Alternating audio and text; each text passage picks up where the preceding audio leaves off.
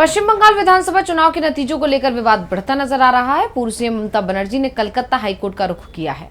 उन्होंने अपनी सीट भवानीपुर के नतीजों को चुनौती दी है, लेकिन उनकी याचिका पर सुनवाई के दौरान जस्टिस गौरांग कांत का बीजेपी से कनेक्शन सामने आया।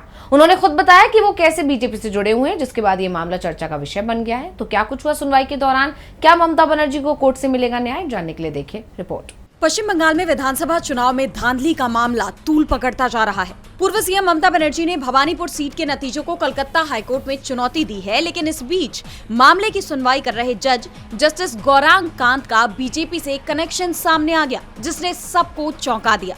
दरअसल जस्टिस गौरांग कांत ने खुद ही केस को टेक ओवर करने से पहले कोर्ट में ये खुलासा किया है। उन्होंने बताया कि मेरे बड़े भाई भारतीय जनता पार्टी के राष्ट्रीय प्रवक्ता हैं और इस याचिका के संबंध में शायद उन्हें कुछ चिंता हो सकती है, इसलिए मैं पूरी जानकारी सामने आने के बाद ही इस पर सुनवाई करूंगा, ताकि बाद में आपको कोई परेशानी ना हो। जस्टिस कांत के साफ गोई सबके सामने आने के बाद टीएमसी की तरफ से पेश वरिष्ठ वकील कल्याण बंदोपाध्याय ने कहा कि उन्हें इससे कोई परेशानी नहीं है, उन्हें जस्टिस कांत पर पूरा भरोसा है। जिसके बाद मामले की सुनवाई आगे बढ़ी। इस दौरान बंदोपाध्याय ने कहा कि काउंटिंग के दौरान गंभीर अनियमितताएं हुई। भवानीपुर विधानसभा क्षेत्र के रिटर्निंग ऑफिसर की नियुक्ति हितों के टकराव के बावजूद की गई थी और अब उन्हें मुख्यमंत्री कार्यालय में भी तैनात कर दिया गया है।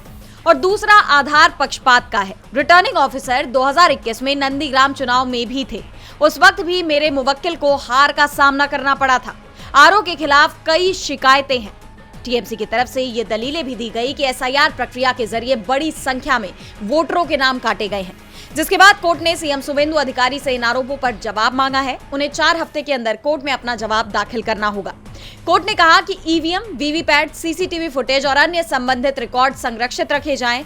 जरूरत पड़ने पर इन सभी साक्ष्यों की जांच होगी।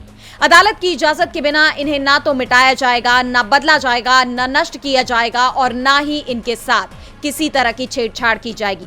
जिसके बाद यह साफ हो गया है कि अब इस मामले में कानूनी लड़ाई और तेज होने वाली है। ममता बनर्जी ने तो पहले ही नतीजों को मानने से इनकार कर दिया था, सीएम पद से इस्तीफा देने से भी मना कर दिया था और अब जब वो कोर्ट पहुंच गई हैं, तो ये तय माना जा रहा है कि आने वाले वक्त में बीजेपी की मुश्किलें बढ़ने वाली हैं। बहरहाल इस मामले में कोर्ट का आगे क्या रुख रहता है, ये देखने वाली बात होगी। डीवी लाइव वेस्ट बंगाल की रिपोर्ट।